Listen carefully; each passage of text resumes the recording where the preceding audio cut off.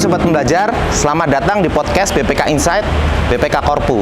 Saat ini kita berada di Semarang, di kantor perwakilan BPK Jawa Tengah.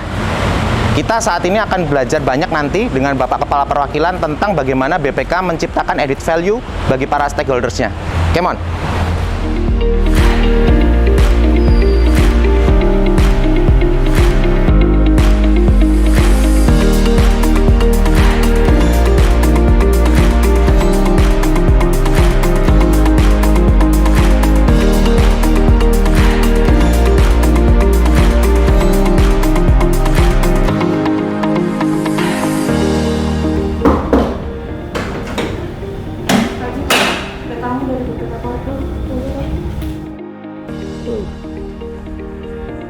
Selamat pagi Pak Ayub. Pagi. Perkenalkan Pak, saya Krisna dari BPK Oh Korpu. iya. Ayo, monggo. Ya.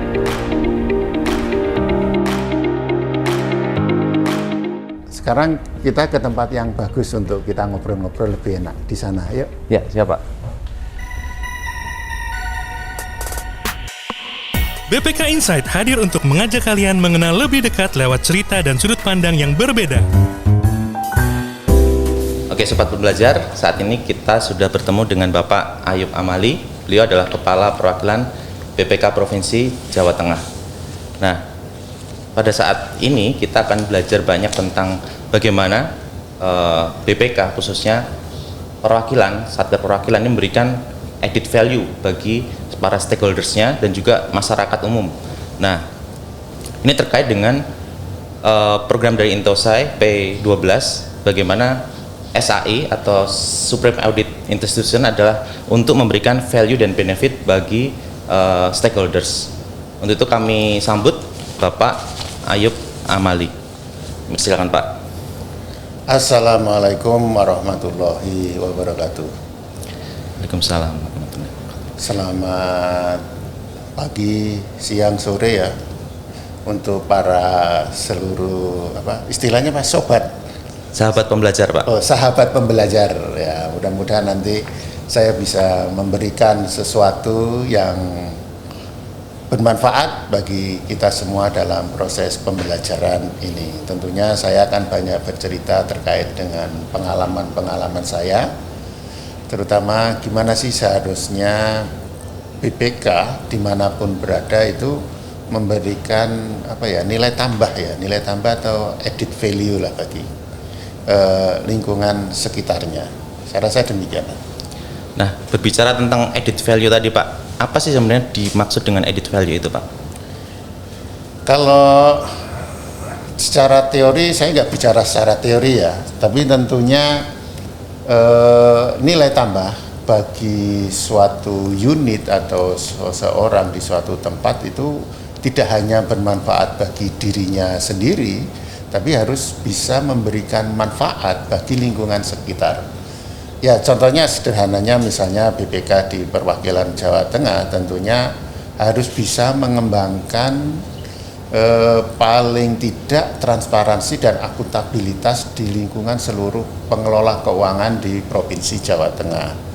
Jadi apalah artinya kalau ternyata bahwa kehadiran BPK di Jawa Tengah ini tidak berdampak sama sekali terhadap lingkungan, terutama di lingkungan Provinsi Jawa Tengah seperti itu. Itu sederhananya seperti itulah. Jadi kita berusaha untuk semacam meningkatkan lah apa sih kebutuhan dari provinsi di daerah-daerah di Provinsi Jawa Tengah sehingga kita bisa memberikan nilai tambah sehingga BPK hadir di Jawa Tengah memang memberikan manfaat bagi masyarakatnya. Ya itu sesuatu yang luar biasa kalau sampai masyarakat di Jawa Tengah merasakan kehadiran, paling tidak kehadiran dari BPK di daerah itu. Nah, langkah konkret dari perwakilan Jawa Tengah ini apa Pak untuk menambah nilai atau memberikan added value tadi Pak bagi masyarakat? Kalau di Jawa Tengah ini paling sederhananya tadi ya saya sebutkan masalah transparansi dan akuntabilitas ya. Di Jawa Tengah ini syukur alhamdulillah sampai saat ini sudah seluruh entitas dari 36 pemerintah daerah itu sudah opininya WTP.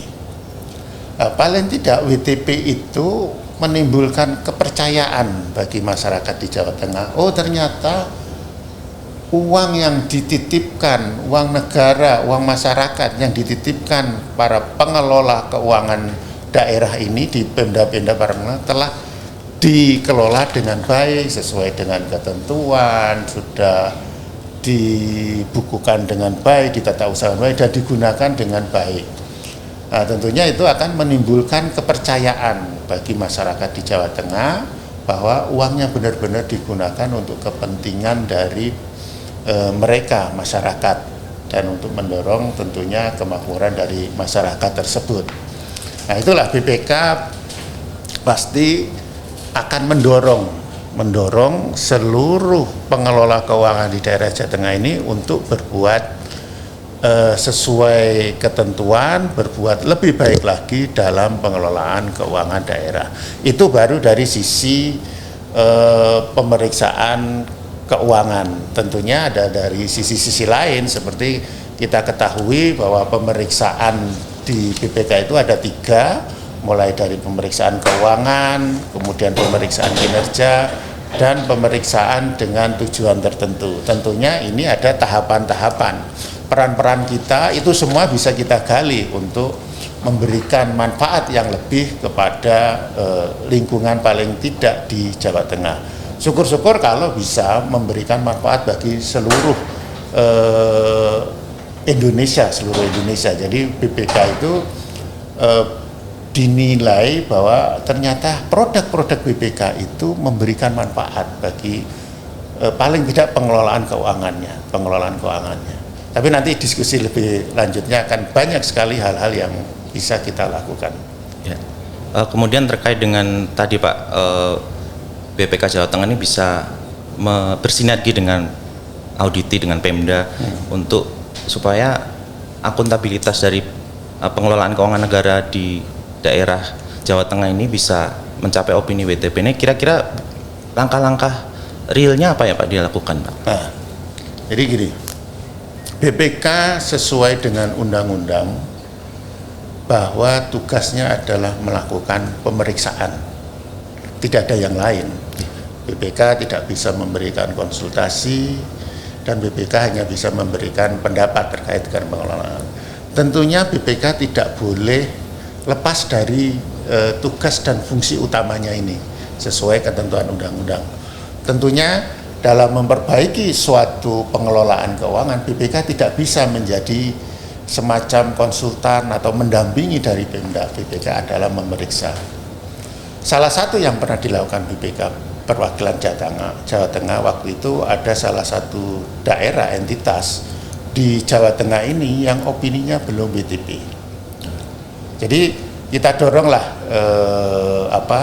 Pemdanya untuk melakukan langkah-langkah perbaikan dengan melakukan penyelesaian tindak lanjut. Karena kita setiap melakukan pemeriksaan itu pasti ada permasalahan-permasalahan yang harus ditindaklanjuti.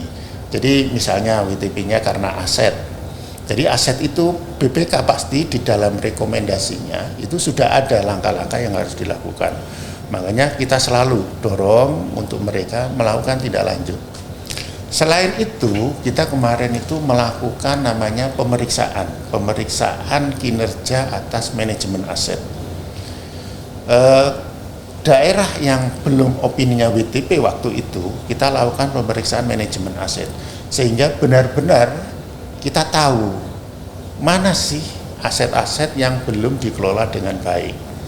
Jadi tidak hanya faktor pencatatannya aja, mulai dari sumber dayanya yang mengelola, kemudian gimana kebijakan-kebijakannya mencatatnya, mulai dari pengadaan sampai proses pelaporannya. Nah, dari situ BPK akan lebih tahu juga lebih detail apa saja yang perlu diperbaiki.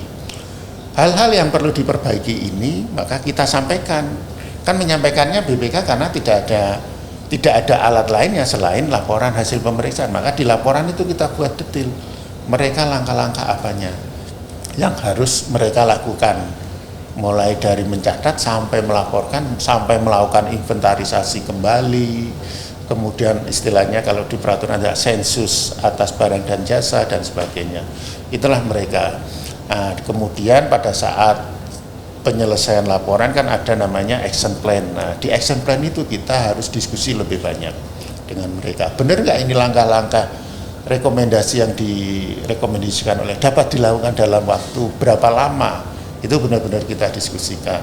Dan syukur alhamdulillah dengan banyaknya diskusi, dengan kita lebih mendalami, mereka bisa mencapai untuk periode berikutnya bisa mencapai opini yang diharapkan seperti itu. Oke. Nah, ini menarik ya Pak. Jadi pada saat BPK ini harus terlibat langsung gimana dalam tindak lanjut dan sebagainya, itu tentunya butuh yang namanya komunikasi yang efektif ya Pak. Komunikasi yang efektif dengan auditi, kemudian seberapa penting sih sebenarnya komunikasi ini dan biasanya seperti apa konsep komunikasinya, kemudian dalam berkomunikasi dan menjalin hubungan yang baik supaya ada sinergi antara BPK dengan Pemda, itu gimana sih cara menjaga supaya BPK-nya tetap independen, tetap berintegritas Pak? Monggo Pak. Iya. Makasih, ini pertanyaan sulit ini. Jadi saya harus minum dulu. Monggo.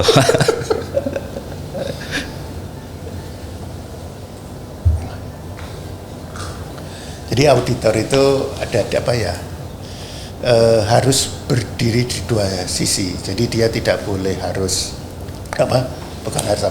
tidak boleh hanya memperhatikan sisi teknis saja, dia harus bekerja. Tapi di teknis itu dia harus juga melakukan komunikasi. Kan sering sekali terjadi karena auditornya ya pokoknya minta data ini, kalau nggak dipenuhin maka ya sudah. Nah, itu kan tentunya apalagi kita Indonesia banyak orang timur kan perlu memahami karakter-karakter di daerah. Tentunya inilah yang kita bekali ke teman-teman terutama yang di lapangan.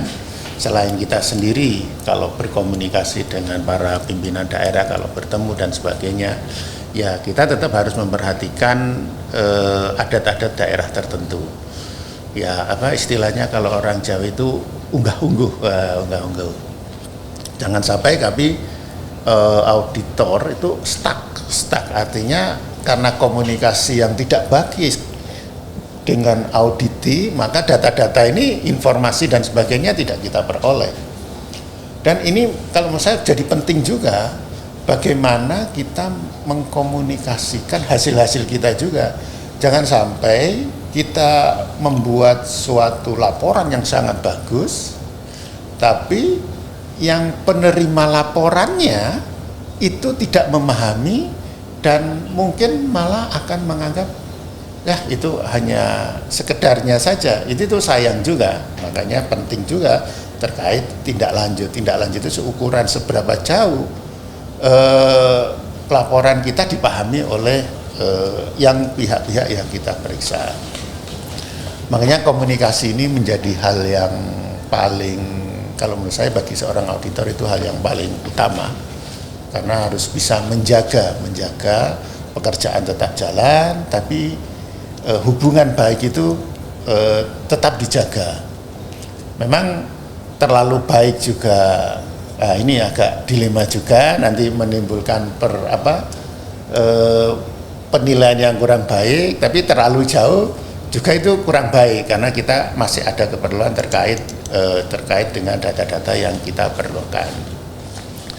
Nah, di Jawa Tengah itu komunikasi itu kita bangun mulai dari tim yang di lapangan sampai dengan pimpinan-pimpinan, mulai dari Kasub kemudian sampai kepala perwakilan.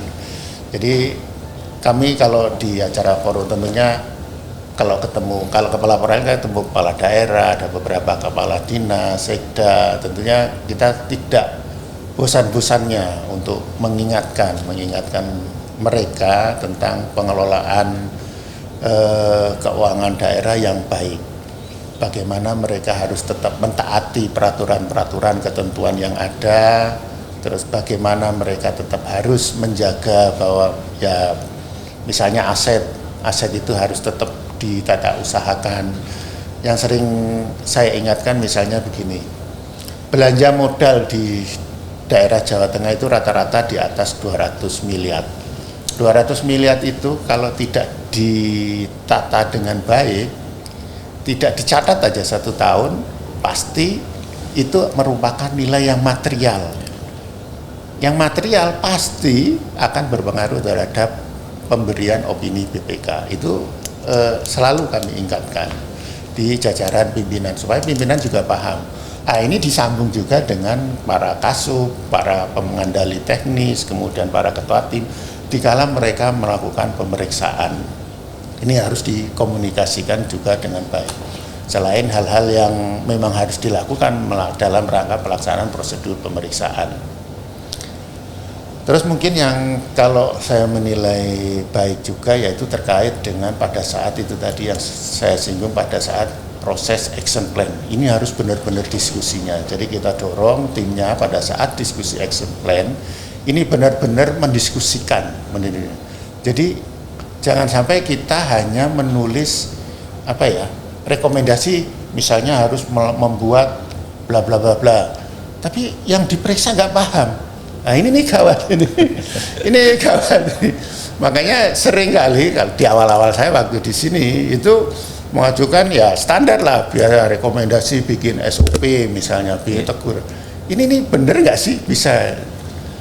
Apalagi kalau sampai komentar dari pihak yang kita periksa, entitas itu ternyata ya walaupun judulnya sependapat, tapi di tengahnya ada namun. Nah ini kan berarti sebenarnya mereka nggak setuju.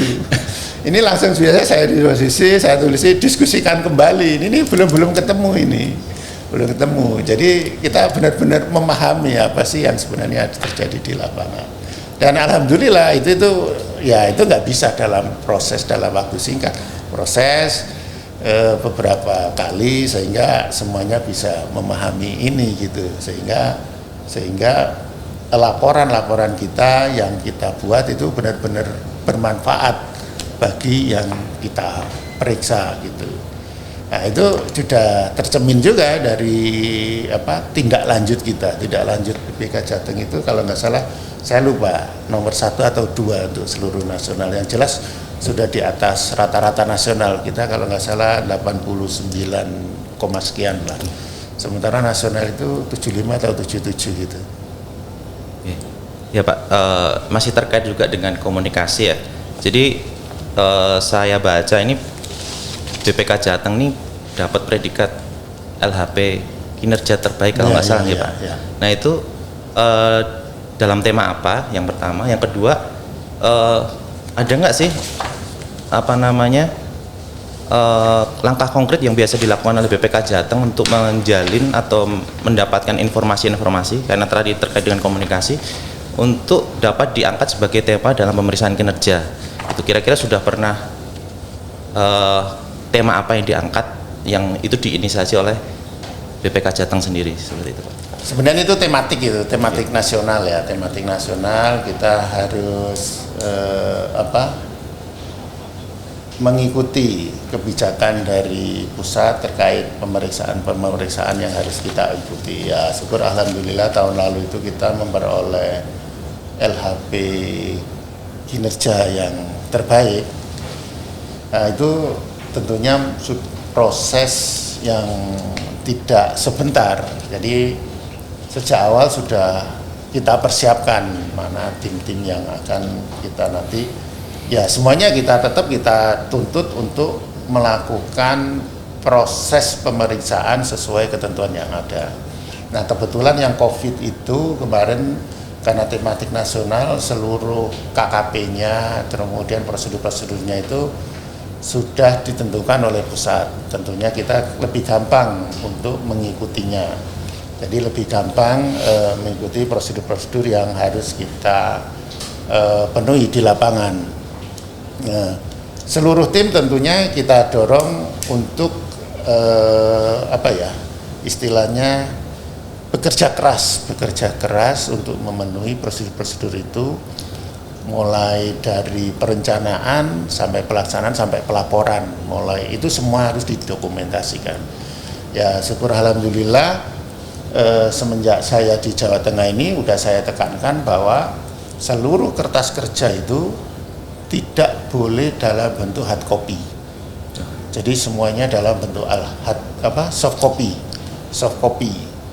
Nah, itu kemarin kan pandemi, itu rupanya sangat mendukung bagi kita juga karena sejak awal meminta dokumen kepada yang kita periksa, udah mereka akan mengirimkan dalam bentuk soft copy. Itu seingat saya dalam masa pandemi memang itu pemeriksaan yang luar biasa kalau menurut saya. Karena kita tidak bisa 100% di lapangan. Sementara yang kita periksa kondisi atau kejadian yang di lapangan, kalau nggak dilihat langsung sebenarnya agak sulit.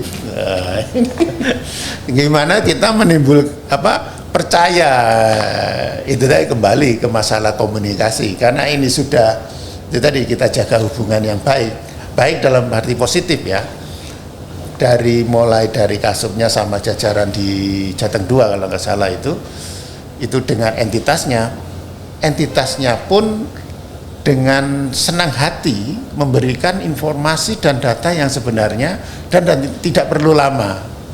Biasanya sering kami dengar dari teman-teman yang lain kan permasalahannya ya pemerintah Pemdanya, pemerintah daerahnya itu seringnya ya istilahnya agak ogah-ogahan ya.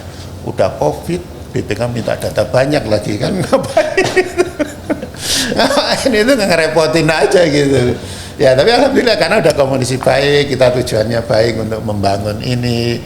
Terutama kemarin kan terkait permasalahan data, kita bukan mencari-cari kesalahan, ini harus bisa diperbaiki, ya akhirnya bisa dilaksanakan sesuai prosedur, sesuai waktu yang ditentukan, dan dalam menuliskannya pun kita dapat baik. Tentunya proses penulisannya pun yaitu tadi mulai proses berkali-kali melalui koreksi secara berjenjang, dan alhamdulillah saya terus terang juga surprise juga dapat pemeriksaan kinerja yang terbaik.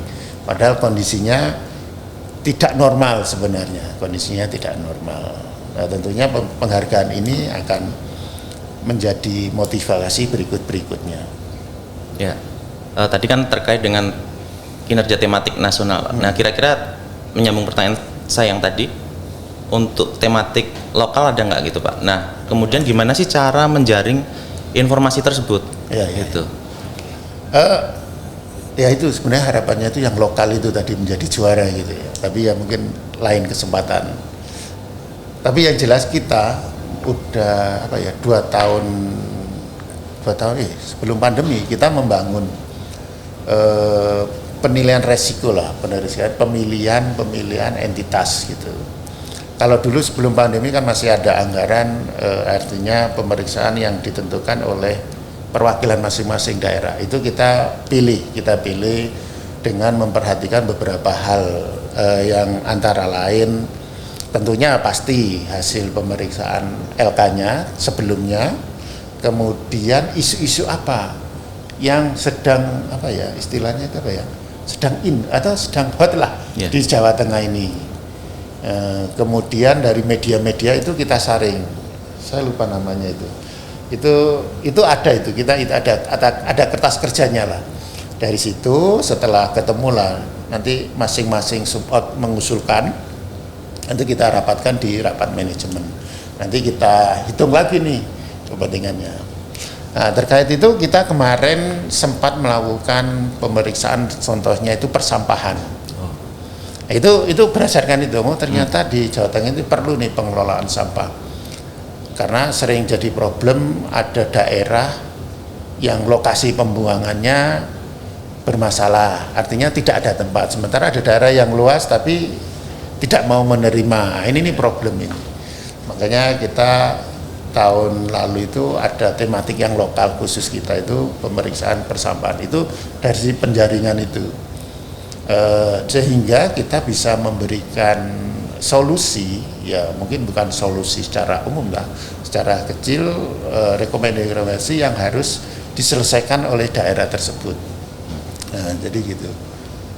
Kalau yang lokal, karena kita kemarin anggarannya kan lebih banyak dibatasin ya, lebih banyak tematik. Ya mudah-mudahan untuk tahun berikutnya anggaran kita lebih fleksibel sehingga bisa mengembangkan pemeriksaan-pemeriksaan yang terkait dengan yang benar-benar diharapkan dari masyarakat daerah. Selain persamaan, kita PDTT-nya kemarin infrastruktur. Infrastruktur itu sama penilaiannya.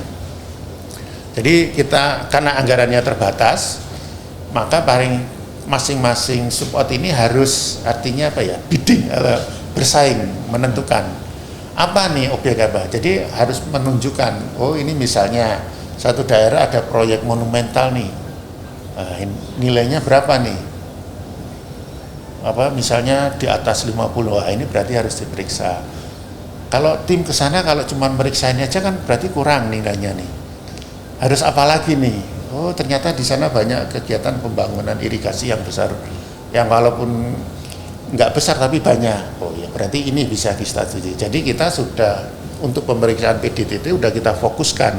Tidak boleh judulnya hanya belanja saja, tapi harus sudah fokus. Nah, ini nih kita karena anggarannya terbatas, harus pemilihan daerahnya pun harus istilahnya ya harus ditunjukkan dulu. Kenapa sih kita melakukan memeriksa ke suatu daerah tentu? Ini ada sesuatu yang harus kita lihat dan benar-benar nanti hasilnya kita bisa memberikan hal paling tidak bagi pengambil keputusan di sana. Jadi gitu. Oke, nah kita ke pertanyaan selanjutnya Pak. Ini saya membaca itu BPK Jateng ini mempunyai best practice berupa TPP. Mungkin nanti Bapak bisa menjelaskan apa sih TPP itu kepanjangannya, kemudian tugasnya apa, kemudian siapa yang berperan di sana. Kemudian outputnya itu apa? Enggak Pak, silahkan. Kepanjangannya aku lali ya TPP. Bisa pakai ikono lah TPP. TPP aku lali. Tim pengkaji tadi. Ya, wis pakai tim pengkaji lah. Itu kan di PMP ada itu. Ya. Tim pengkaji. Jadi itu tadi saya cerita yang tadi itu pemilihan fokus. Jadi salah satu tugas TPP, nanti banyak itu tugasnya TPP. Jadi adalah pemilihan tadi itu, sampel penyusunan RKP. Jadi mana sih penentuan entitas mana yang akan kita tematikan, apa ya, bukan tema, ya pokoknya tematik di tingkat perwakilan lah. Ya saya contohkan tadi kayak masalah persampahan tadi itu. Nah, TPP ini memberi masukan itu salah satunya memberikan masukan itu. Jadi ya contoh yang ini, rencana kalau anggarannya ada, kita rencanakan meriksa pengelolaan PDAM. Nah, itu masukan dari TPP itu. Jadi TPP yang pemeriksaan keuangan tadi itu, oh banyak masalah nih terkait ini, ya itu sebagai masukan. Itu untuk berikutnya. Tapi dalam waktu proses berjalannya, jadi TTP itu kan dibentuk biasanya Januari udah terbentuk gitu. Januari terbentuk untuk pemeriksaan, bukan Januari, ya Januari setiap 1 tahun sekali kan. Itu untuk mulai persiapan pemeriksaan laporan keuangan. Dalam pemeriksaan laporan keuangan itu kan ada interim, ada terincinya. Terinci itu akan kita laksanakan setelah pemerintah daerah menyampaikan laporannya ke BPK. Nah, pada saat interim ini, tim itu tidak boleh dibiarkan, ya pokoknya ke lapangan, pokoknya yang terkait mendukung diperiksa, tapi harus diberikan fokus tema apa. Nah, itu penilaiannya hampir mirip dengan itu, dengan yang tadi saya sampaikan. Misalnya untuk meriksa laporan, kita meriksa di 2002, yang 2021 itu banyak kejadian apa?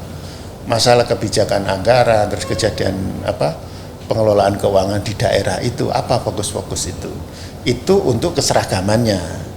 Nah, itulah TPP yang memberikan masukan, walaupun keputusan nanti tetap di pihak manajemen, tapi memberikan masukan, hal-hal ini aja.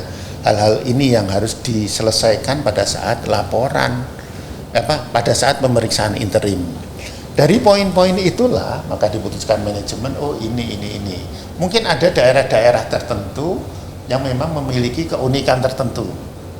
Ya contoh ya misalnya di sana ada proyek yang mercusuar yang gede banget gitu ya, itu memang beda. Tapi kan tidak semuanya. Tapi sebagian besar sama. Kemudian fokus-fokus inilah yang menjadi setelah disetujui manajemen, inilah menjadi fokus pada saat pemeriksaan interim di pemeriksaan laporan keuangan. Kemudian setelah itu, setelah dilaksanakan, setelah proses, tim ini diwajibkan menyusun laporan pendahuluan. Laporan pendahuluan inilah yang nanti TPP kembali bekerja untuk menguji.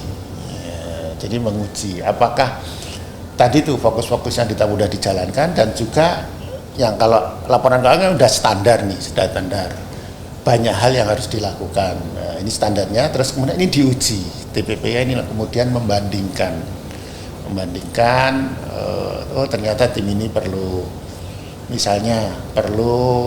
ada sarjana tekniknya karena di sana proyek gede. Setelah tadi itu indikasi, kemudian di lapangannya selama pemeriksaan tadi itulah. Nah, TPP mengolah lagi ini data ini untuk sebagai bahan pemeriksaan terinci. Mungkin ada daerah-daerah tetap menjadi fokus apa yang harus dilihat. Itulah TPP bekerja kembali untuk menyiapkan P2 pemeriksaan terincinya di situ. Dan itu masih berlanjut lagi sampai penyelesaian laporan, kemudian memberikan masukan kepada pimpinan lah tentunya untuk dalam memutuskan sampai pemberian keputusan opini akan diberikan. Oke, mungkin nanti mungkin satker lain mungkin akan bisa mengadopsi ya best practice yang ada di BPK Jateng. Nah, kira-kira TPP ini siapa aja sih Pak yang ditunjuk, kemudian apakah ada periode tertentu penunjukannya atau bagaimana Pak? TPP ya kita aja, artinya auditor yang memiliki pengalaman dan penilaian baik lah.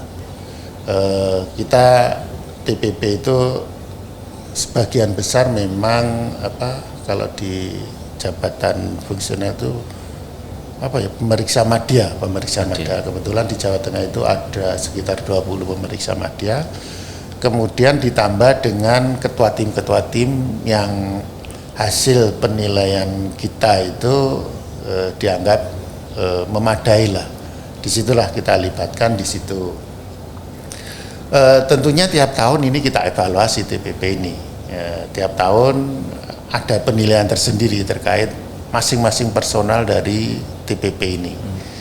Jadi kalau misalnya kontribusinya kurang, bisa jadi periode berikutnya ya kita ganti, carikan orang lain untuk yang masuk di dalam TPP ini. Mungkin yang bagus di Jateng yang mungkin bisa menjadi contoh bagi perwakilan lain adalah terkait ini review laporan pendahuluan atau laporan interim.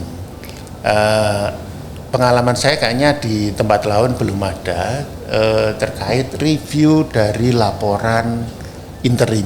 Biasanya laporan interim itu ya sudah ya pokoknya ngumpulin data untuk membantu nanti terincinya, tapi laporan ini dibuat ya sudah hanya disampaikan kepada pimpinan, kepala perwakilan atau sebagai tim itu aja, tidak ada proses apa-apa lagi, nanti udah persiapan untuk pemeriksaan terincinya. Lah kalau di sini kita maunya laporan interim ini harus diuji juga.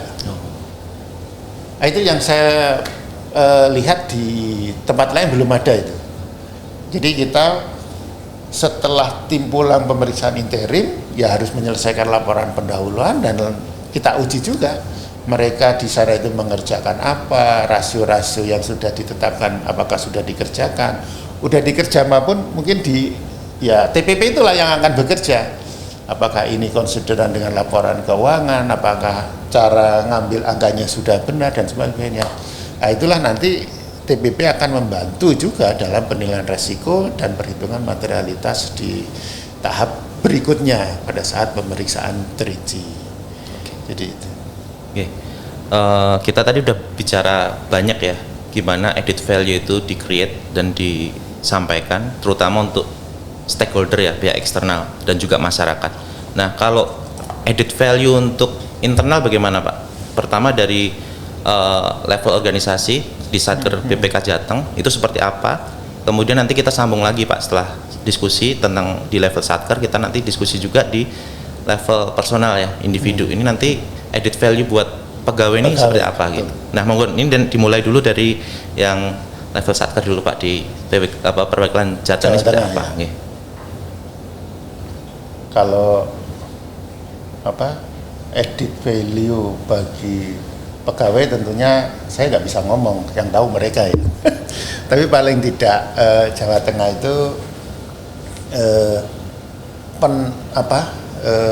bagi auditornya itu mereka harus bekerja keras, harus meningkatkan pengetahuannya, kemudian harus update terkait prosedur audit dan sebagainya. Kemudian ya tentunya akan mereka terpacu untuk meningkatkan kualitas yang mereka hasilkan. Tentunya itulah karena kan ini organisasi kan harus selalu bergerak ya, berjalan, tentunya harus update dengan perkembangan terbaru, dan tentunya bagi perwakilan Jateng akan lebih cepat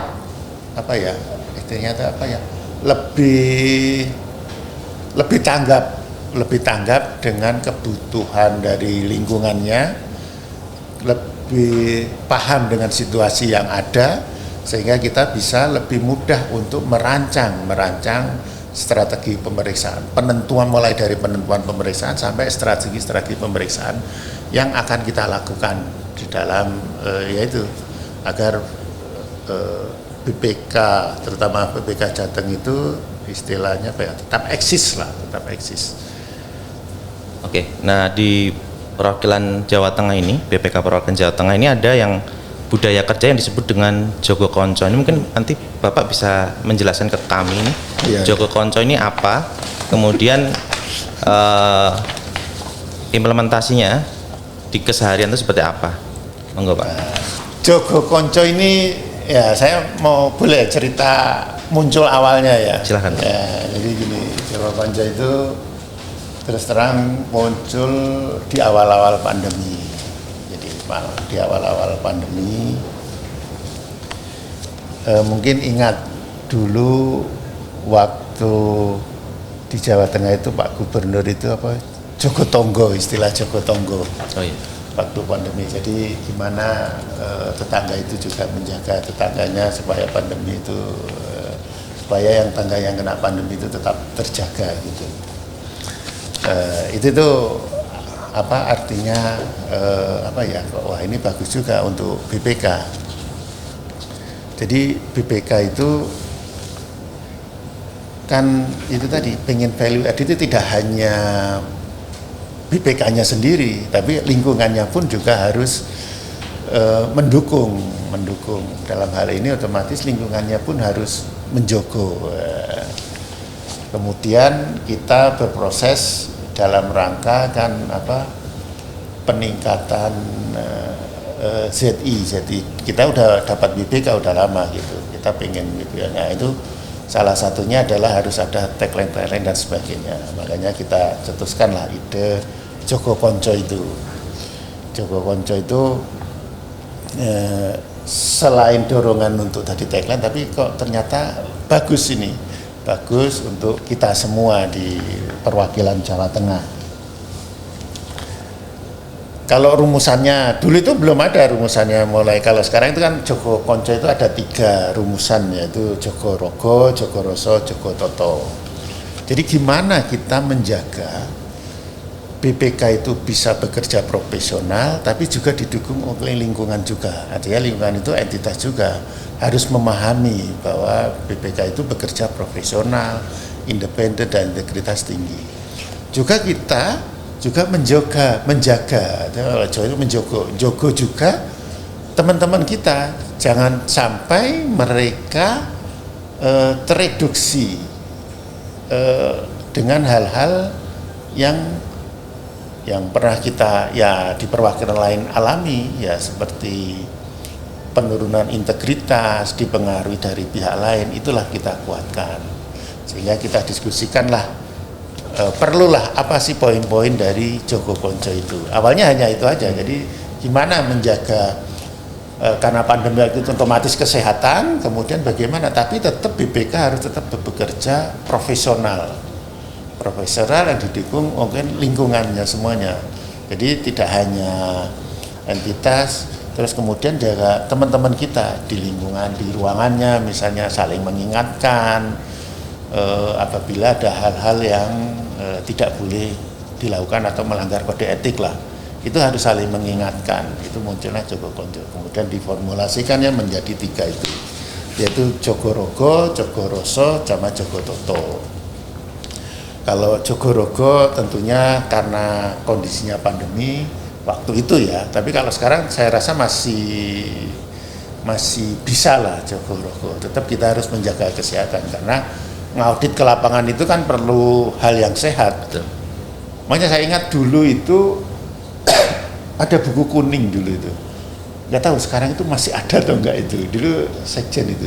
Jadi kalau zaman dulu itu auditor yang mau ke lapangan itu harus dites kesehatan dulu. Jadi kalau nggak sehat nggak boleh ke lapangan. Nah, cuman belakangan ini karena mungkin banyak yang harus dilakukan BPK pemeriksaan, itu agak terabaikan.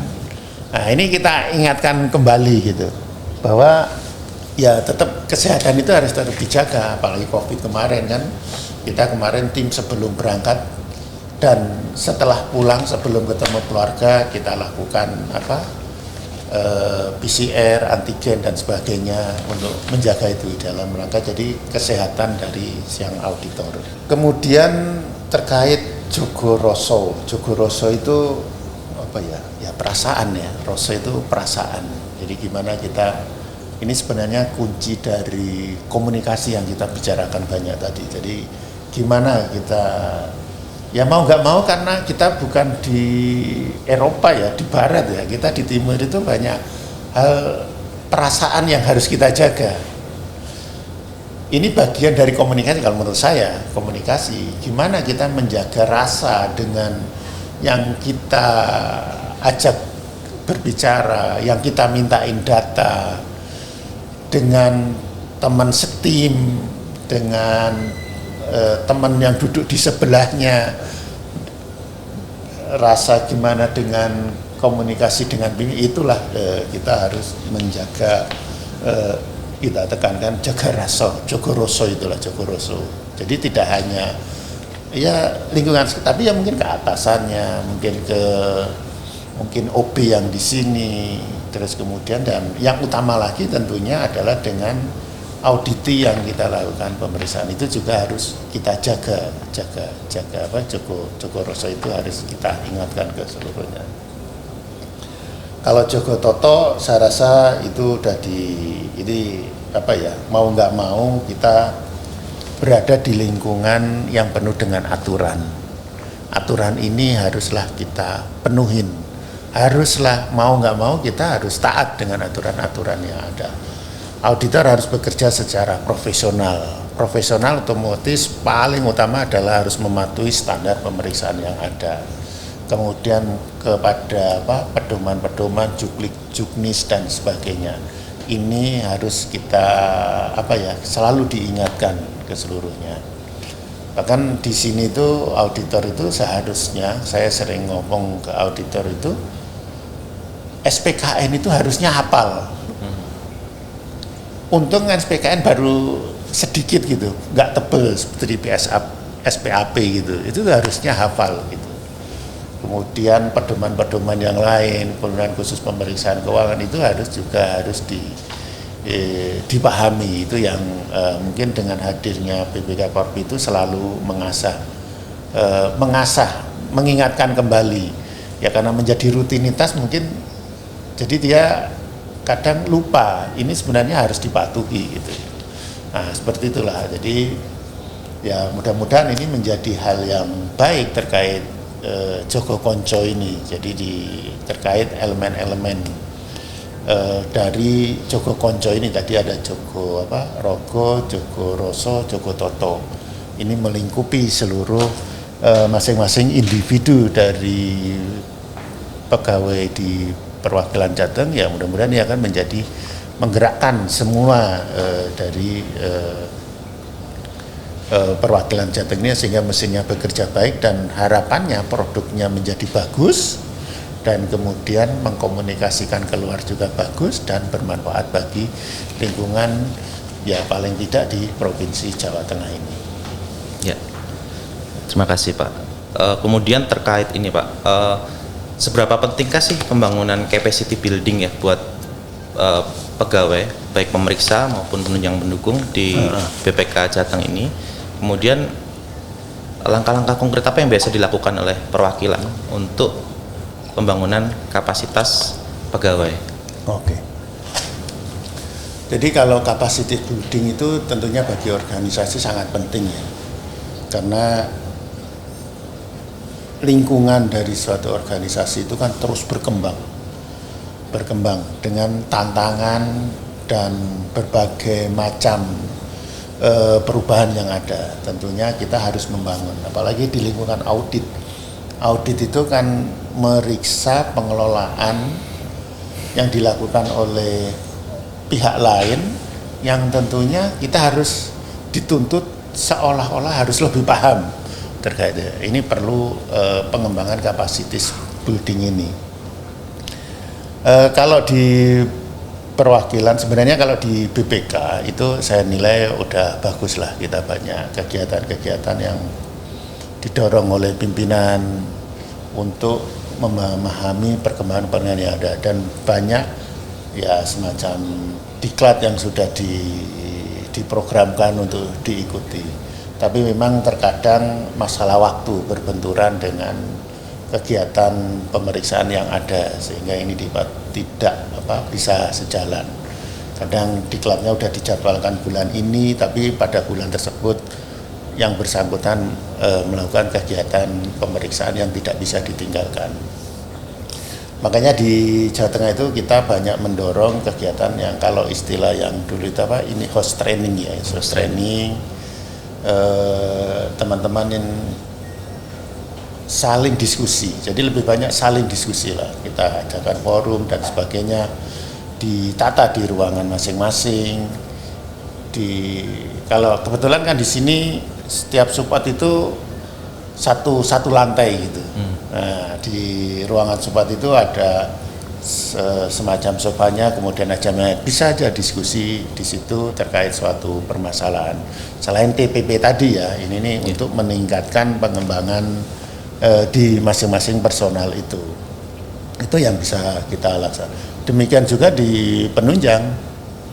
Bahkan kami biasanya kalau misalnya ada seseorang yang pegawai Jateng yang mengikuti diklat tertentu gitu, misalnya teknis itu, maka kita dorong yang benar begitu kembali setelah diklat itu di-share ke paling tidak unitnya tersebut gitu, di-share, oh inilah hasil diklatnya itu. Di situ biasanya ada masukan-masukan juga sehingga bisa dipakai untuk kegiatan apapun, pemeriksaan berikutnya atau dalam pengelolaan di subbabnya masing-masing gitu.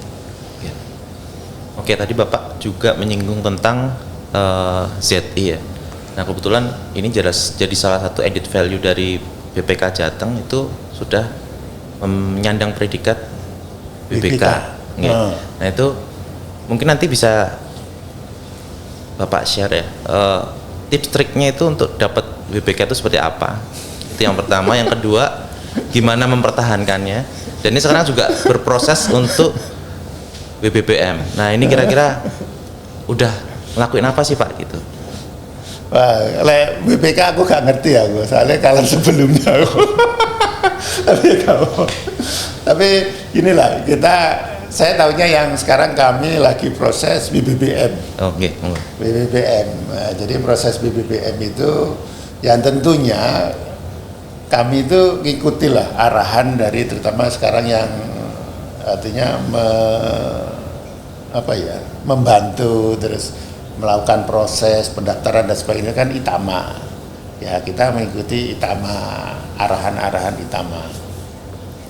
Dari arahan itu yang mungkin bisa saya tarik gini. Sebenarnya kita udah menyiapkan beberapa tahun yang lalu, tapi beberapa kemarin itu selalu nggak berhasil gitu. Ya pertama kan Itama melakukan evaluasi sendiri dulu kan. Apabila skornya mencapai bisa kemudian baru diusulkan ke Menpan. Alhamdulillah untuk tahun ini BPK Jateng termasuk salah satu yang diusulkan ke Menpan untuk memperoleh BPPN. Nah ini kami sebenarnya membentuk tim itu udah mulai tiap tahun kita bentuk tim Z itu, tim Z itu kita bentuk. Ya kalau bagi kami sendiri kayaknya sih udah terpenuhi semua, tapi kadang kan memang kebijakan penilaian dari Menpan itu kadang berubah. Ya kadang perubahannya itu kita mengikutinya harus yang disediakan itu waktunya itu tidak terkejar, sehingga kita dari pengalaman kemarin-kemarin itulah maka kita sejak awal Januari kemarin tim Z itu udah kita dorong untuk selalu komunikasi dan dengan Itama, dan alhamdulillah Itama memberikan arahan ini nih yang harus dilengkapi, maka kami kejarlah itu hal-hal yang kita lengkapi. Sebenarnya kalau saya lihat sederhana sebenarnya yang kita lakukan itu sudah banyak yang memenuhi kriteria. Cuman kadang yang sering kita lupa masalah dokumentasi ini.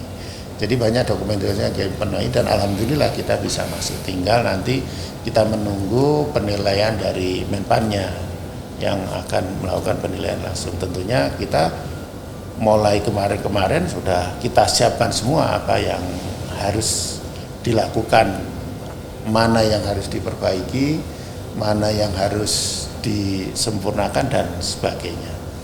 Ya. Kemudian terkait dengan penerapan atau menciptakan dan penerapan added value, Pak. Selama ini ada tantangan-tantangan yang dihadapi nggak? Terus kemudian gimana BPK Jateng ini mengatasi tantangan tersebut? Tantangan itu selalu ada pasti, selalu nggak mungkin nggak ada lah, tapi ada, dan kalau nggak ada pasti kita carilah, karena tantangan itu menimbulkan kreativitas kita untuk membuat sesuatu yang lebih bermanfaat dan sebagainya. Tadi saya cerita masalah pemilihan objek, tentunya itu tiap semester selalu kita evaluasi. Benar nggak sih kita misalnya melakukan pemeriksaan ini apakah berdampak kepada masyarakat luas? Itu selalu kita challenge dalam setiap penentuan sebelum itu. Tantangan seperti itu dulu memang agak lebih mudah karena kita masih ada kelonggaran anggaran. Tapi kalau sekarang kan ya semuanya merasalah banyak kena dana blokir, nah, itu agak sulit ini. Terus terang agak sulit sekarang. Ya pengembangannya agak sulit gitu. Kayak Jateng itu pemeriksaannya itu ya semester 2 habis sudah nggak ada. Terus kemudian kemarin kita dikasih anggaran tambahan untuk meriksa 4 entitas, itu pun sudah seluruhnya tematik. Ya tapi kita tetap berpikiran optimis lah, mudah-mudahan dana blokirnya nanti dibuka sehingga kita bisa melaksanakan kegiatan yang menurut penilaian dari kita adalah bisa bermanfaat bagi masyarakat Jateng ini. Ya salah satunya tadi itu selain kriteria tadi saya penilaiannya adalah RPJMD, jadi rencana jangka panjangnya daerah, kemudian rencana pendeknya, apakah ada hal-hal di situ, poin-poin yang ini ternyata bisa, kalau kita melakukan pemeriksaan ini bisa bermanfaat bagi masyarakat Jawa Tengah, seperti itu. Dan memang tantangan utama sekarang masalah anggaran. Tapi anggaran itu kan nggak bisa kita otak-atik gitu. Ya mudah-mudahan nanti ke depannya kan pengen BPK independen masalah anggaran itu, mudah-mudahan kita berdoa semoga terwujud itu. Ya, amin. Ya tadi kan kita banyak diskusi banyak nih, tapi mungkin masih di awang-awang lah. Tapi mungkin Mas bisa saya ajak jalan nih ke lingkungan Jawa Tengah, gimana, jadi kita pun coba ada added value, kalau istilah kerennya ya, nilai tambahnya bagi pegawai di lingkungan Jawa Tengah. Jadi kalau istilah kerennya itu, jadi ke kantor itu tidak dibebani pikiran yang sumpek juga, tapi kantor bisa menyenangkan, ada healing. Nanti kita ada kantin Joko Konco yang kita sudah rehab dengan bagus, kita lengkapi dengan kolam-kolam yang mudah-mudahan menyegarkan. Kalau lihat di Al-Quran itu kan kalau ada suara alir mengalir itu kayak suara di surga. Mudah-mudahan juga menimbulkan suasana yang menambah semangat untuk bekerja. Jadi monggo kita lihat-lihat ya. Siapa? Monggo Pak.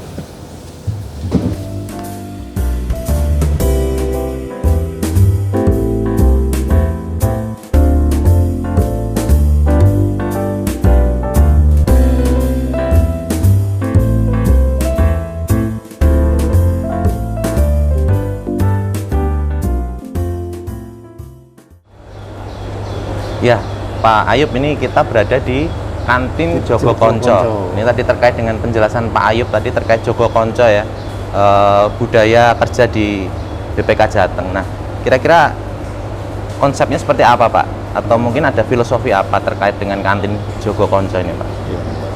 Jadi Joko Konco itu kan tadi itu ya, mungkin kalau secara filosofi tulisan tadi udah kita jelaskan, tapi di sini ini prakteknya. Jadi implementasi jadi dari Joko Konco. Jadi ya alhamdulillah ini kan sudah bagus. Dulu terus terang kantinnya gelap itu di ujung sana itu. Mungkin kalau bisa lihat nanti di pojok sana.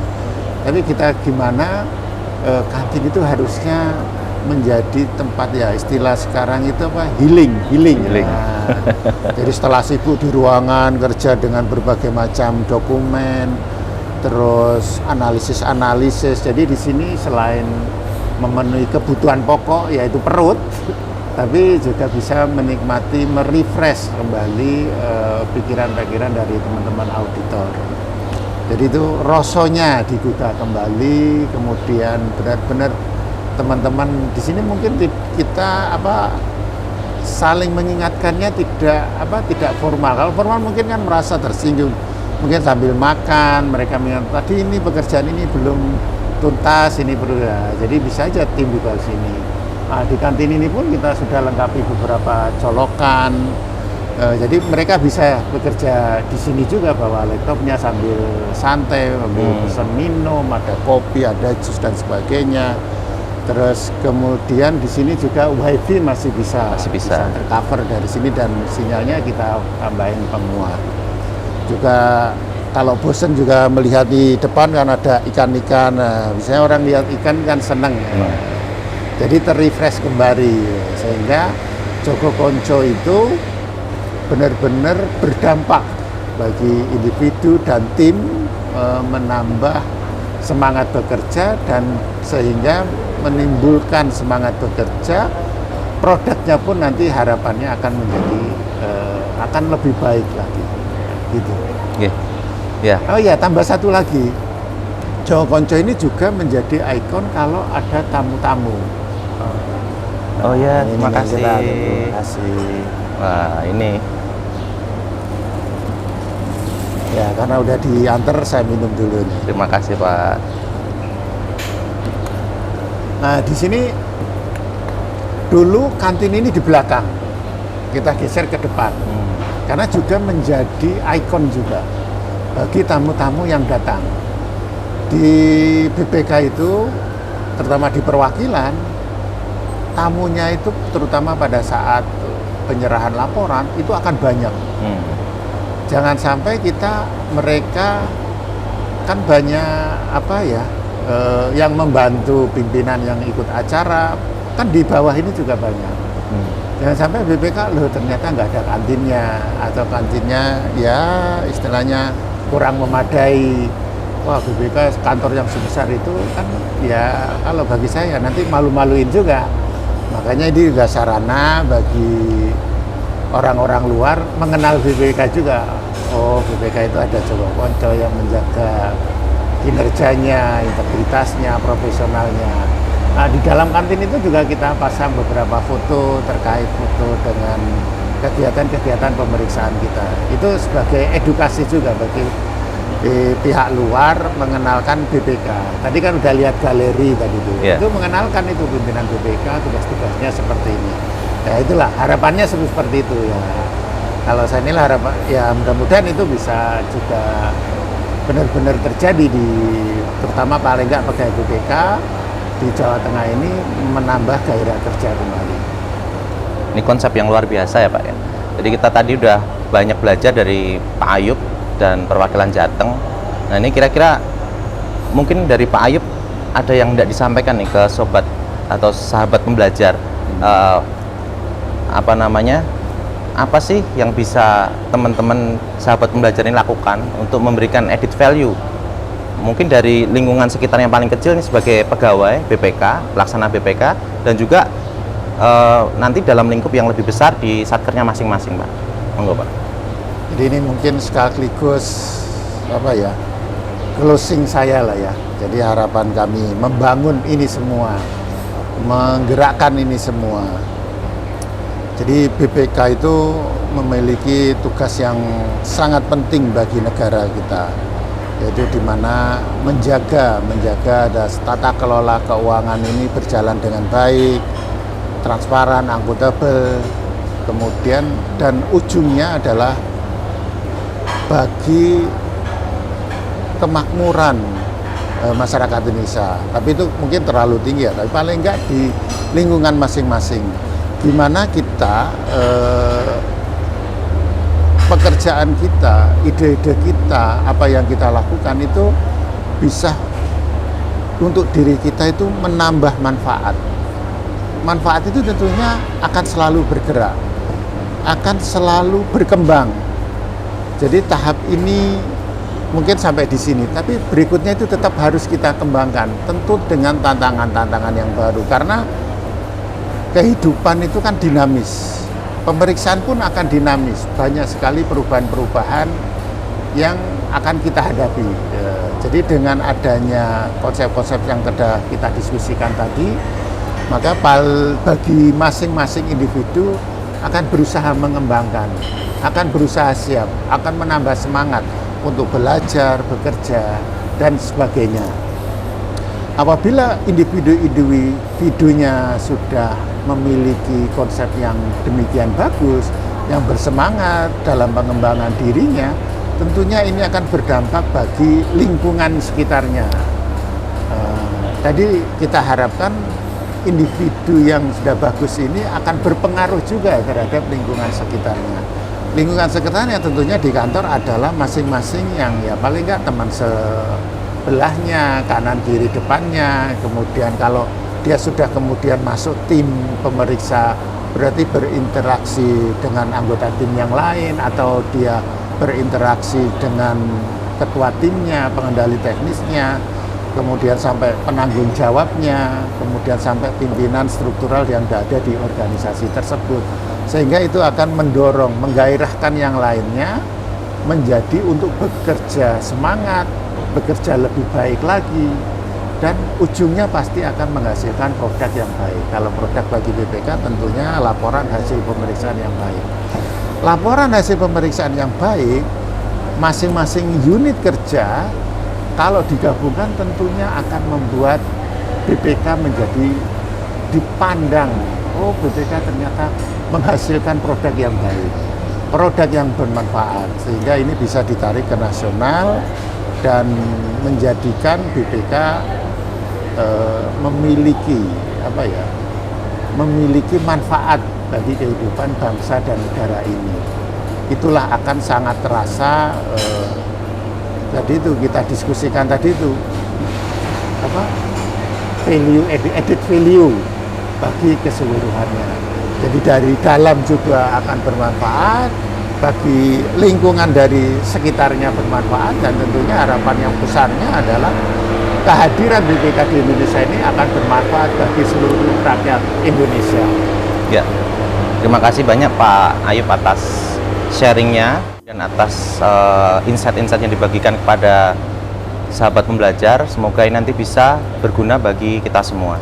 Nah, demikian sahabat pembelajar, kita sudah banyak ngobrol dengan Pak Ayub, Kepala Perwakilan BPK Jawa Tengah. Kita sudah banyak belajar insight-insight bagaimana kita mengembangkan serta mengimplementasikan added values bagi lingkungan kita dan juga bagi masyarakat. Semoga ini berguna bagi sahabat pembelajar. Kita nantikan di podcast berikutnya. Salam BPK Korpu.